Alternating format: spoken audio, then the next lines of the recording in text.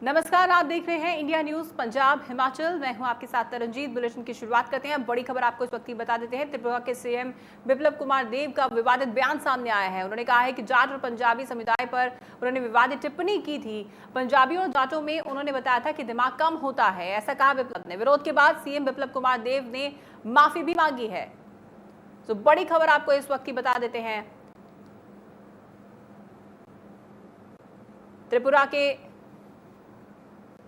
CM की तरफ से विवादित बयान सामने आया है। जाट और पंजाबी समुदाय पर उन्होंने विवादित टिप्पणी की थी। पंजाबी और जाटों में दिमाग कम बताया गया था बिप्लब कुमार की तरफ से। हालांकि विरोध के बाद सीएम बिप्लब कुमार देव ने माफी भी मांग ली है।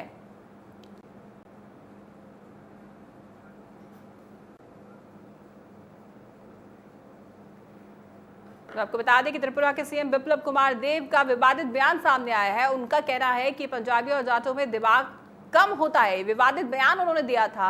उसके बाद हालांकि विरोध होने के बाद उन्होंने माफी भी मांगी है इस पूरे मामले पर। तो बड़ी खबर आपको इस वक्त की बता देते हैं। त्रिपुरा के सीएम बिप्लब कुमार देव ने एक विवादित बयान दिया था जिसमें उन्होंने कहा था कि पंजाबी और जाटों में दिमाग कम होता है।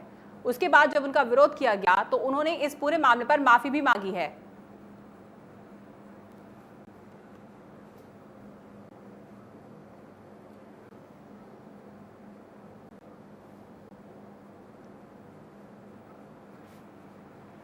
तो ये जो तस्वीरें आप देख रहे हैं उसी कार्यक्रम की तस्वीरें हैं जिस दौरान उन्होंने ये विवादित बयान दिया था कि पंजाबी और जाटों में दिमाग कम होता है। ये उसी प्रोग्राम की तस्वीरें आप देख रहे हैं जिसमें त्रिपुरा के सीएम बिप्लब कुमार देव ने ये विवादित बयान दिया था। उनका विवादित बयान ये था कि पंजाबी और जाटों में दिमाग कम होता है। ये तस्वीरें उसी प्रोग्राम की हैं जिस दौरान ये विवादित बयान त्रिपुरा के सीएम की तरफ से दिया गया था। हालांकि जब उनका विरोध किया गया उनके इस बयान के बाद तो उन्होंने माफी भी मांगी, लेकिन कहीं ना कहीं ये विवादित बयान उनकी तरफ से दिया गया जिसका काफी विरोध किया गया। उनका कहना था कि पंजाबी और जाटों में दिमाग कम होता है। इस तरह का बयान उन्होंने एक प्रोग्राम के दौरान दिया।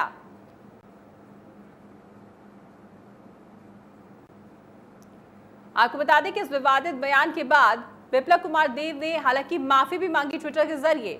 ये विवादित बयान देने के बाद उन्होंने कहा कि किसी की भावनाओं को ठेस पहुंची है तो उसके लिए मैं व्यक्तिगत रूप से क्षमा प्रार्थी हूं। ये बात उन्होंने ट्विटर के जरिए कही। हालांकि उन्होंने पहले इस तरह का विवादित बयान दिया। उन्होंने कहा कि मैंने इस तरह का बयान हालांकि दिया है, अगर किसी को भावनाओं को ठेस पहुंची है तो उसके लिए वो व्यक्तिगत तौर से क्षमा प्रार्थी हैं। सो इस तरह का बयान पहले उनकी तरफ से सामने आता है, उसके बाद विरोध के बाद उनकी तरफ से माफी मांगी जाती है।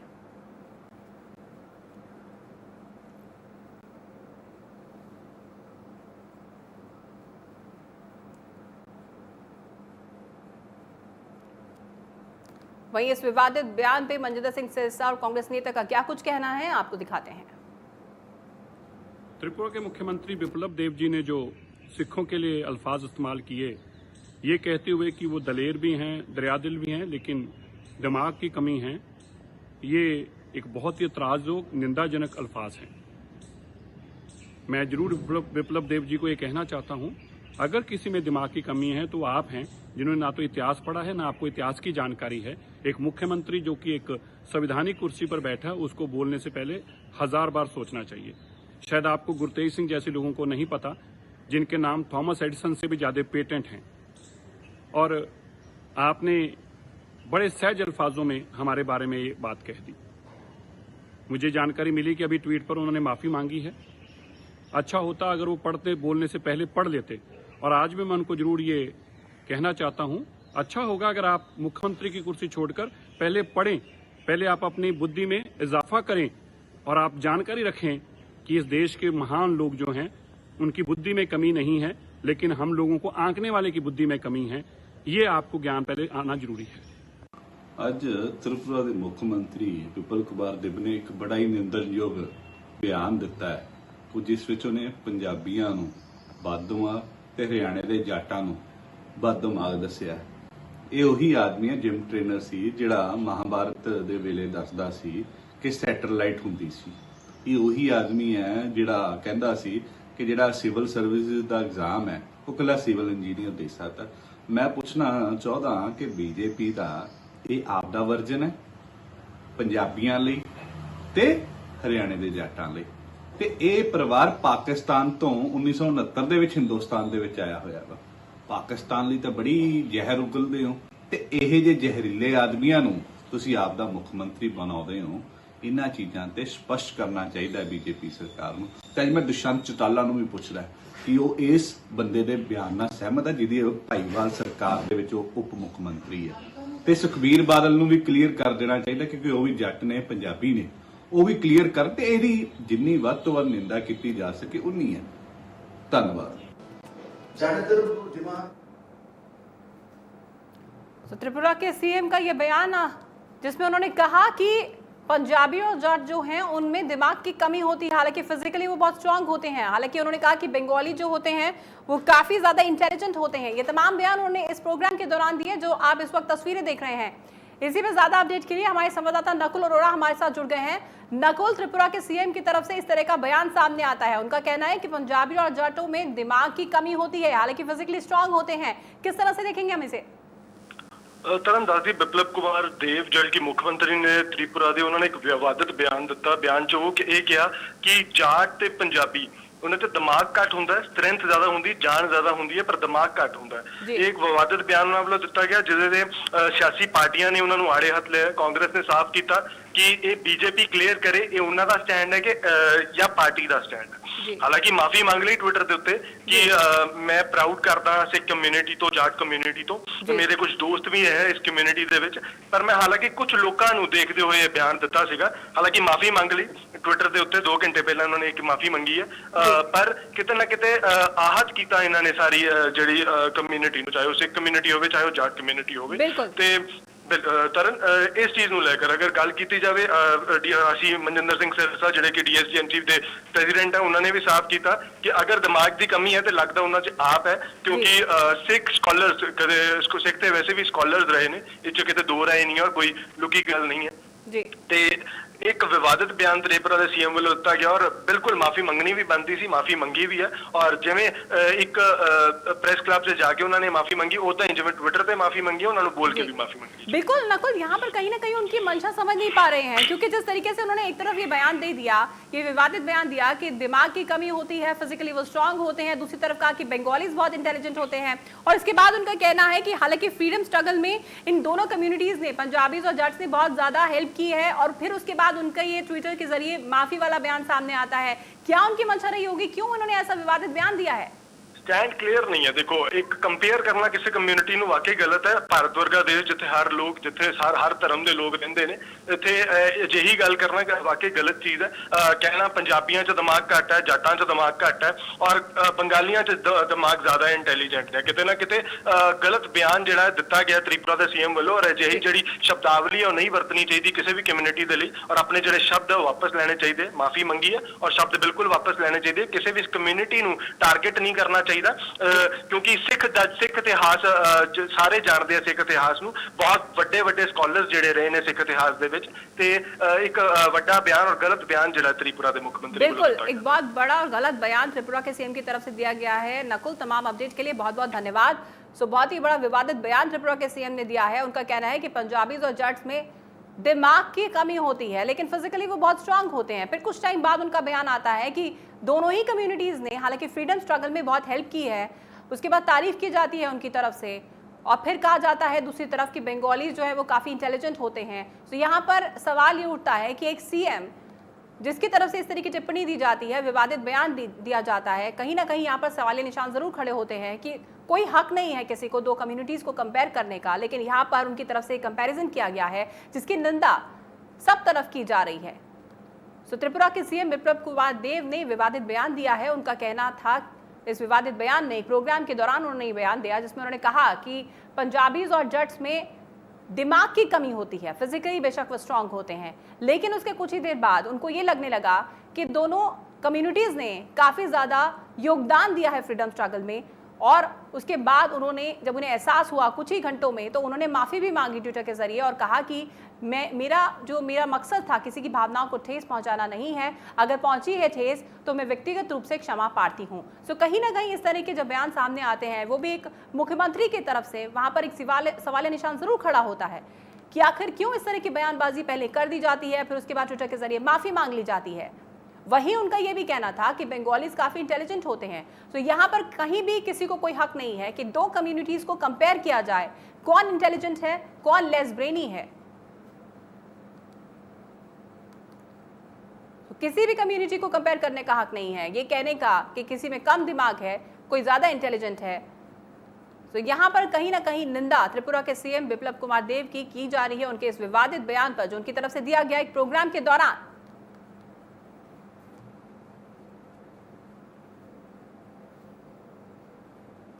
तो आपको बता देते हैं त्रिपुरा के सीएम का ये विवादित बयान सामने आया है, बिप्लब कुमार देव का ये विवादित बयान, जिसमें उन्होंने कहा कि पंजाबीज और जटों में दिमाग की कमी होती है, उनका दिमाग कम होता है, हालांकि फिजिकली बहुत स्ट्रांग होते हैं। वहीं उन्होंने कहा कि बंगालीज काफी इंटेलिजेंट होते हैं। फिर कुछ देर बाद उन्हें जब एहसास हुआ तो उन्होंने माफी मांगी। एहसास कब हुआ? जब उनका विरोध किया गया। हमारे साथ डीएसपी प्रधान मनिंदर सिंह सिरसा जो जुड़ गए हैं। सर, आपसे जानना चाहेंगे, त्रिपुरा के सीएम की तरफ से इस तरह का विवादित बयान दिया गया है, क्या कहेंगे इस पर? योग है और ऐसे अल्फाजों के लिए कोई जगह नहीं है। ये देश के जो लोग हैं ये सभी सम्मानित हैं, चाहे किसी भी धर्म से लोग हों जी। और हमारे इस देश की ये परंपरा है और उसके मुख्यमंत्री उसके ऊपर ऐसे अल्फाजों का इस्तेमाल करे जी, ये तो कभी भी एक्सेप्टेबल नहीं हो सकता सोसाइटी के अंदर। जी उन्होंने इसको रियलाइज किया है, अच्छी बात है, लेकिन उनको एक करनी नहीं चाहिए पहले जी। और मैं तो जरूर कहूंगा कि अगर किसी के पास बुद्धि की कमी है तो बिप्लब देव जी के पास है, जिन्होंने ऐसे अल्फाज इस्तेमाल किए, ना कि सिखों के पास। बिल्कुल बिल्कुल सर, उन्होंने ये भी कहा कि सिखों और जटों में जो है दिमाग की कमी होती है, फिजिकली वो बहुत स्ट्रांग होते हैं, और दूसरी तरफ उन्होंने कहा बंगालीज बहुत इंटेलिजेंट होते हैं। फिर उसके बाद कुछ ही देर बाद जब उनका विरोध किया गया तो उन्होंने क्लियरेंस दे दी कि भैया अगर किसी की धार्मिक भावनाओं को ठेस पहुंची है तो फिर मैं उसके बारे में माफी मांगता हूं। उन्होंने कहा कि इस जो कम्युनिटी है, ये दोनों ही कम्युनिटी, फिर चाहे सिखों की बात की जाए, जट की बात की जाए, इन्होंने फ्रीडम स्ट्रगल में काफी योगदान दिया है। क्या मंशा है जिसकी वजह से उन्होंने इस तरह का बयान दिया होगा? नहीं, मान लीजिए अगर हमने फ्रीडम मूवमेंट में नहीं योगदान दिया होता तो फिर क्या हमें वैसे बोल देते? मतलब आपकी बात नहीं, कहीं से भी आपकी बात जो है वो जस्टिफाइड नहीं है जी। और अभी भी जो उनको मैं समझता हूँ कि उनको जो माफी भी उन्होंने कहा है, उनको तो इस बात पे बड़े 2 अल्फाजों में बात कहनी चाहिए कि मैंने गलत कहा गया मेरे से, मैं इसकी माफी करता हूँ। अब इसमें अगर किसी भावना हाथ होती, मतलब आपको लगता है कि किसी भावना भी हाथ नहीं हुई हो, तो ये जो मुझे तो कुछ क्लियर एक ही बात समझ में आ रही है कि उनके पास ना तो खुद शब्द, उनके पास ना तो शब्द अच्छे हैं, ना उनको शब्दों का चयन अच्छा करना आता है और ना ही तो शब्दों का चयन माफी में भी अच्छा चयन करना नहीं आया, क्योंकि उनको खुद को जरूरत है कि पढ़ने की और उनको खुद को जरूरत है ज्ञान। बिल्कुल सर, दो कम्युनिटीज को कंपेयर करना बेहद गलत बात है। निंदा सब तरफ की जा रही है उनके इस बात की, उनके इस बयान की। वहीं उन्होंने कुछ देर बाद सोशल मीडिया पर जब उनका विरोध किया गया तो माफी भी मांगी है। क्या आपको लगता है कि ये माफी के पात्र होंगे? देखिए, तो मैं नहीं कह सकता, क्योंकि देखो ये तो हर आदमी के अपने विवेक के ऊपर है। अगर वो कहता कि मेरे से गलती हुई है, लेकिन पहली बात यह है कि वो एक मुख्यमंत्री हैं, उनको उनकी बातों के अंदर उनके अल्फाज जो हैं माफी में भी वैसे ही होने चाहिए और असल जिंदगी में बात करते हुए वैसे ही होने चाहिए जी। अब उन्होंने अगर माफी भी मांगी है तो उसकी भी उनको महसूस होना चाहिए कि उन्होंने माफी मांगी। ऐसा नहीं है कि उनका विरोध हुआ तो 2 लाइनें कह के छोड़ देंगे। अगर उनको लगता है तो उनको महसूस करना चाहिए, उनको बताना चाहिए कि मेरे से क्या गलती। जी सर, इंडियन न्यूज पंजाब के साथ बातचीत करने के लिए आपका बहुत बहुत धन्यवाद। त्रिपुरा के सीएम का ये विवादित बयान, जिसका हर तरफ विरोध जरूर हो रहा है, उसके बाद कुछ ही देर बाद उन्हें एहसास होता है तो वो माफी भी मांगते हैं ट्विटर के जरिए। उनका कहना है कि किसी की भावनाओं को ठेस पहुंचाने की उनकी मंशा नहीं थी, लेकिन कहीं ना कहीं यहाँ पर 2 कम्युनिटीज को आपस में कंपेयर करना जरूर गलत है। आगे बढ़ते हैं। मानसा में तेजी से बारिश होने से काफी आफत आ गई है। मानसा में देर रात से बारिश हो रही है, कई इलाकों में जलभराव की स्थिति बन गई है। बारिश के कारण डीसी आवास की छत भी गिर गई, शहर के निचले इलाकों और खेतों में पानी भी भर गया। पंजाब के अलग अलग जिलों में बरसात के चलते बहुत दिक्कतों का सामना लोगों को करना पड़ रहा है। सड़कों पर पानी भर गया है, जलभराव की स्थिति बन गई है, जिसके चलते लोग काफी परेशान हैं। जहां एक तरफ प्रशासन हर बार ये दावे करता है कि कोई दिक्कत होने नहीं दी जाएगी लोगों को, नगर निगम की तरफ से दावे किए जाते हैं, वहीं दूसरी तरफ प्रशासन के ये दावे हर बार खोखले साबित होते हैं और एक बार फिर से प्रशासन के दावे खोखले साबित हुए हैं। पंजाब के अलग अलग जिलों की तस्वीर हम आपको दिखा रहे हैं, मानसा की तस्वीर हम आपको इस वक्त दिखा रहे हैं। इससे पहले बठिंडा की हमने बात की, वहां पर भी इस तरह के हालात बने हुए थे। तो कहीं ना कहीं प्रशासन पर यहाँ सवालिया निशान खड़ा होता है। सड़कों की हालत आप देख सकते हैं और जलभराव से लोगों के घरों के अंदर भी पानी जा रहा है। कहीं ना कहीं यहाँ पर बड़ी बीमारियों को ये दावत देता है। तो पंजाब के हालात आप देख रहे हैं, एक तरफ कोरोना का कहर पंजाब पर बरपा रहा है, लगातार मामले बढ़ते जा रहे हैं। दूसरी तरफ इस तरह की स्थिति बनी हुई है पंजाब में जलभराव के चलते। कोई यहाँ पर प्रशासनिक अधिकारी नहीं पहुंच रहा है, कोई किसी भी तरह का कोई एक्शन यहाँ पर नहीं लिया गया है। तो कहीं ना कहीं यहाँ पर चिंता का विषय जरूर हो जाता है।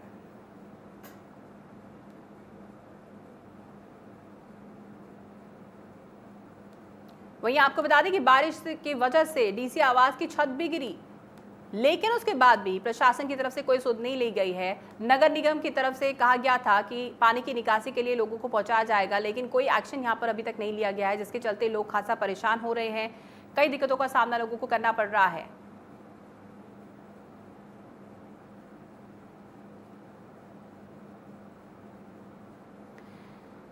इसी में ज्यादा अपडेट के लिए हमारे संवाददाता भीषम गोयल हमारे साथ जुड़ गए हैं। भीषम, आपसे जानना चाहेंगे, मानसा में स्थिति बहुत ज्यादा बिगड़ गई है, बरसात के चलते जलभराव हो गया है, क्या कुछ अपडेट? जी तरन, बताना चाहूंगा कि बीती देर रात से मानसा में भारी बारिश हो रही है। अगर अभी की बात की जाए तो फिलहाल अभी करीब 1 घंटे से बारिश थमी हुई है, लेकिन जो रात से बारिश हुई है उसके कारण पूरे मानसा जिले में बहुत बुरा हाल है। लोगों के जो है घरों में पानी, या बाजारों में पानी भर चुका है। वहीं खेतों में जो धान और कपास की फसल है उसको भी भारी नुकसान हुआ है। अगर बात मानसा की जाए तो जहाँ पे जो डीसी रेजिडेंस है उसकी दीवार गिरने के कारण उसके आवास में पानी भर गया है, जिसको निकालने के लिए विभाग की तरफ से मुलाजिम लगाए गए हैं। साथ ही जो दीवार गिरी है उसके लिए इन्होंने मिट्टी की बोरियां भरने के साथ ही उसको दीवार को बांध बना रहे हैं ताकि पानी को विजय, मैं आपको यहाँ पर रोकना चाहूंगी, आपसे जानना चाहूंगी, जिस तरीके से डीसी की आवाज की अगर दीवार गिरी है तो वहां पर तो जल्द से जल्द नगर निगम के अधिकारी पहुंच गए हैं और वो जल्दी से जल्दी इसको मरम्मत कर रहे हैं। लेकिन अगर बात की जाए मानसा के अलग अलग जगहों की जहां पर जलभराव हो रखा है, सड़कों पर पानी भर रखा है, लोग परेशान है, क्या उसके लिए कोई एक्शन लिया गया है अब तक? जी तरन, बताना चाहूंगा कि यही तो बात है कि डीसी की दीवार, घर की दीवार गिरने पर विभाग की तरफ से मुलाजिम तुरंत कार्रवाई करने के लिए जुट गए। अगर आम लोगों की बात की जाए तो उनके लिए जो ये पानी की समस्या है वैसे की वैसी है, क्योंकि पहले भी जब भी बारिश पड़ती है तो पानी निचले इलाकों में भर जाता है, लेकिन वो पानी निकालने के लिए कोई भी प्रयास नहीं किए जाते। बिल्कुल, यही सबसे बड़ा सवाल यहाँ पर खड़ा होता है भीषण, क्योंकि जब प्रशासनिक अधिकारियों की बात हो, उनके किसी ऑफिस की बात हो तो जल्द से जल्द नगर निगम पहुंच जाता है, लेकिन आम जनता के बारे में कोई नहीं सोचता है। अब जिस तरह के हालात यहाँ पर बने हुए हैं, बड़ी बीमारियों को भी दावत देते हैं, क्योंकि कहीं ना कहीं यहाँ पर अगर पानी की निकासी नहीं होगी, एक तरफ कोरोना का कहर चल रहा है, दूसरी तरफ और कई बीमारियों को दावत दे सकता है जो जलभराव हो रहा है। जी तरन, क्योंकि अगर पानी भरेगा तो उसमें मच्छर पैदा होगा, उसके साथ ही जो डेंगू की बीमारी है जिसका भी अगर सितंबर में सीजन आ रहा है डेंगू का, जैसे कह देते हैं हम, वो उसका भी कहर शुरू हो सकता है। तमाम अपडेट के लिए भीषण बहुत बहुत धन्यवाद। तो कहीं ना कहीं बहुत बड़ी लापरवाही यहाँ पर प्रशासन की तरफ से देखने को मिली है। एक बार फिर से प्रशासन के जो दावे हैं खोखले साबित हुए हैं। डीसी के ऑफिस की अगर दीवार गिरी है तो जल्द से जल्द मुरम्मत के लिए वहां लोग पहुंच जाते हैं, लेकिन आम लोगों की चिंता किसी को नहीं है। उनको कोई बीमारियां हो जाती है क्योंकि कोरोना का कहर एक तरफ बढ़ रहा है, कोई भी एक्शन जो है नगर निगम की तरफ से नहीं लिया गया है और डीसी ऑफिस पर जल्द से जल्द लोगों को पहुंचा दिया गया है मुरम्मत के लिए। तो बहुत बड़ी लापरवाही प्रशासन की तरफ से सामने आई है। और वहीं दूसरी तरफ यहाँ पर जो प्रशासन के दावे हैं वो एक बार फिर से खोखले साबित हुए हैं। आगे बढ़ते हैं। मध्य प्रदेश के गवर्नर लालजी टंडन का आज सुबह 5:35 पर निधन हो गया। 85 वर्षीय लालजी टंडन बीते कई दिनों से बीमार चल रहे थे और उनका इलाज लखनऊ के मेदांता अस्पताल में चल रहा था। लालजी टंडन के निधन की जानकारी उनके बेटे और यूपी सरकार में मंत्री आशुतोष टंडन ने की। उन्होंने ट्वीट करके बताया कि बाबूजी नहीं रहे। बताया जा रहा है कि देर रात की लालजी टंडन की हालत काफी बिगड़ गई थी। गंभीर हालत में उन्हें वेंटिलेटर पर रखा गया था। मध्य प्रदेश के गवर्नर लालजी टंडन को 11 जून को सांस लेने में परेशानी बुखार और पेशाब में दिक्कत के कारण लखनऊ स्थित मेदांता अस्पताल में भर्ती कराया गया था। लालजी टंडन की तबीयत दिन ब दिन बिगड़ती जा रही थी। इस वजह से उत्तर प्रदेश की राज्यपाल आनंदीबेन पटेल को मध्य प्रदेश का अतिरिक्त कार्यभार भी सौंप दिया गया था। लालजी टंडन का 13 जून को ऑपरेशन किया गया था। दरअसल हालत गंभीर होने पर उन्हें वेंटिलेटर पर शिफ्ट किया गया था। बीच में 2 दिन बाईपास मशीन पर भी वो रहे। लालजी टंडन के किडनी फंक्शन में दिक्कत थी, ऐसे में डायलिसिस करनी पड़ी थी। अब लीवर फंक्शन में भी काफी दिक्कत शुरू हो गई थी। 1935 को लखनऊ के चौक गांव में जन्मे लालजी टंडन की गिनती भारतीय जनता पार्टी के सीनियर नेताओं में होती है। वे पूर्व प्रधानमंत्री अटल बिहारी वाजपेयी के करीबी थे। लालजी टंडन कई बार विधानसभा सदस्य और विधान परिषद के सदस्य भी रहे हैं। लालजी टंडन बीएसपी बीजेपी गठबंधन और कल्याण सिंह सरकार में मंत्री भी रहे। पूर्व प्रधानमंत्री अटल बिहारी वाजपेयी की तबीयत खराब हो जाने के बाद लालजी टंडन को 2009 में लखनऊ लोकसभा सीट से मैदान में उतारा गया। उन्होंने कांग्रेस की प्रत्याशी रीता बहुगुणा जोशी को 40,000 वोटों से हराया था। 23 अगस्त 2018 को लालजी टंडन बिहार के राज्यपाल बने। इसके बाद 29 जुलाई 2019 को उन्हें मध्य प्रदेश का राज्यपाल बनाया गया था। तो आपको बता दें कि आज सुबह 5:35 पर उन्होंने आखिरी सांस ली। वहीं श्रोमणी अकाली दल के प्रधान सुखबीर सिंह बादल ने भी मध्य प्रदेश के राज्यपाल लालजी टंडन के निधन पर शोक जताया। उन्होंने अपने ट्विटर पर मध्य प्रदेश के राज्यपाल श्री लालजी टंडन के निधन पर दुख जताया और उन्होंने कहा कि उनके परिवार के साथ हैं। ट्विटर के जरिए श्रोमणी अकाली दल के प्रधान सुखबीर सिंह बादल ने मध्य प्रदेश के मंत्री श्री लालजी टंडन के मौत पर दुख जताया।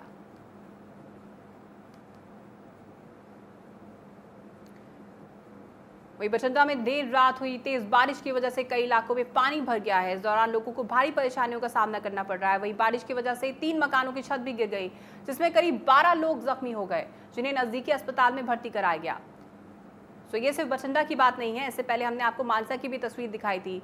तो लगातार पंजाब में हालांकि बरसातों की शुरुआत हुई है, जलभराव की स्थिति बनी हुई है अलग अलग जिलों में, लेकिन प्रशासन गहरी नींद सोया हुआ है और प्रशासन इस नींद से तभी जागता है जब किसी अधिकारी के ऑफिस की छत गिर जाती है, तब इस पर सुध ली जाती है। लेकिन अगर आम जनता की बात की जाए तो उन्हें ऐसे ही छोड़ दिया जाता है हालातों पर झेलने के लिए, और जब स्थिति बहुत बिगड़ जाती है तब प्रशासन कहीं ना कहीं इस गहरी नींद से जागता है। तो ये तस्वीरें आप बठिंडा की देख रहे हैं, जहां पर अभी 2 दिन बारिश हुई है, उसके बाद इस तरह की स्थिति बन गई है। सड़कों पर पानी भरा है, लोगों के घरों के अंदर पानी चला गया है और किस तरीके से यहां पर साफ साफ ये दावत दी जा रही है बीमारियों को। पहले से ही यहां पर कोरोना का कहर बढ़ता जा रहा है और ऊपर से इस तरह के हालात यहां बने हुए हैं जो कहीं ना कहीं बड़ी बीमारियों को दावत देने की बात कही जा सकती है। वहीं देश में कोरोना तेजी से फैल रहा है। पिछले 24 घंटे में कोरोना के 36,000 से ज्यादा मामले सामने आए हैं। वहीं कोरोना मरीजों की संख्या 11,40,000 के पार जा चुकी है। इस महामारी के कारण अब तक 28,000 से ज्यादा लोगों ने अपनी जान गंवा दी है। वहीं पिछले 24 घंटों में करीब 600 लोगों ने अपनी जान गंवाई। जानकारी के अनुसार इस वक्त देश में कोरोना बिहार, यूपी, कर्नाटक में तेजी से फैल रहा है। वहीं अगर दिल्ली में बात की जाए तो दिल्ली से कहीं ना कहीं अच्छी खबर जरूर सामने आई है। दिल्ली में कोरोना की रफ्तार थोड़ी कम जरूर हुई है। तो अच्छी खबर यहाँ पर यह है कि दिल्ली में कोरोना की रफ्तार कम हुई है। पहली बार दिल्ली में सबसे कम मामले सामने आए हैं। वहीं देश भर की बात की जाए, हालांकि मामले जरूर बढ़ रहे हैं कोरोना पॉजिटिव पेशेंट्स के, लेकिन रिकवरी रेट देश में बहुत अच्छा है। वहीं पंजाब में कोरोना अपने पैर पसारता जा रहा है। पंजाब में कोरोना से अब तक 10,500 से ज्यादा लोग संक्रमित हो चुके हैं। पिछले 24 घंटे में कोरोना के 400 से ज्यादा नए मामले सामने आए हैं।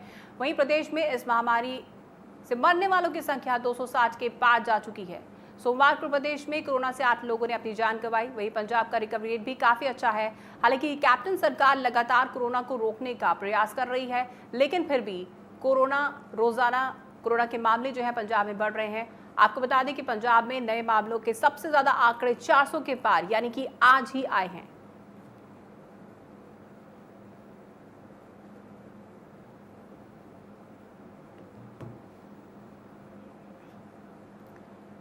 वहीं कोरोना वायरस महामारी के खिलाफ जंग में पंजाब की महिलाओं को रोजगार मिलेगा। पंजाब सरकार अब 10 लाख मास्क तैयार करवाने का काम कर रही है। इस पर मिशन फतेह का लोगो लगाया जाएगा।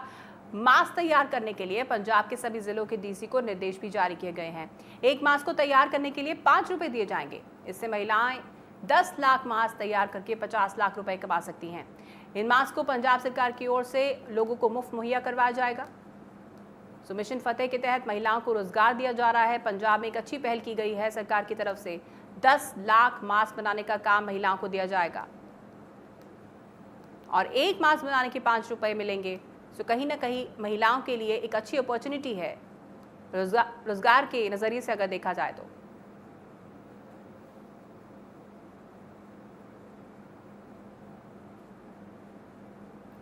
वहीं पटियाला की केंद्रीय जेल में एक कैदी ने पुलिसकर्मी पर हमला कर दिया। जानकारी के मुताबिक पुलिसकर्मी ने कैदी से भट्टी उठाने के लिए कहा था, जिसे कैदी ने उठाने से इनकार कर दिया और पुलिसकर्मी के साथ अपशब्द का इस्तेमाल किया।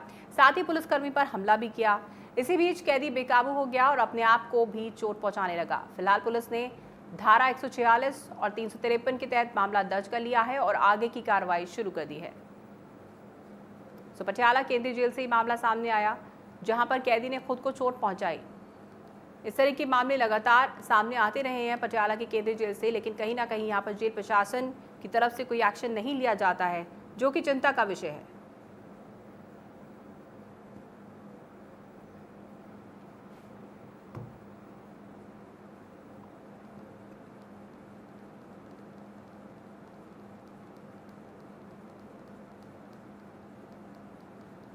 दरअसल कैदी ने पुलिसकर्मी के साथ बदतमीजी की थी, जिसके बाद एक्शन लिया गया। लगातार इस तरह के मामले पटियाला केंद्रीय जेल से सामने आते रहे हैं, लेकिन जेल प्रशासन की बड़ी लापरवाही हमेशा देखने को मिलती है। इस बुलेटिन में फिलहाल इतना ही। आप देखते रहिए इंडिया न्यूज़ पंजाब हिमाचल।